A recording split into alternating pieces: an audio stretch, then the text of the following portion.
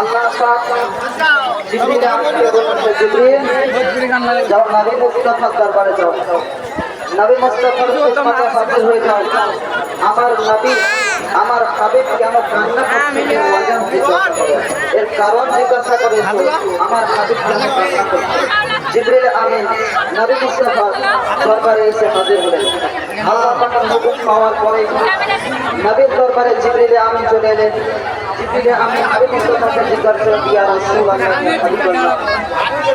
আপনি কান্না করছেন কেন? আপনার এত দুঃখ কিসের? আপনার এত ভাব কেন? কিসের মায়ায় আপনি কান্না করছেন?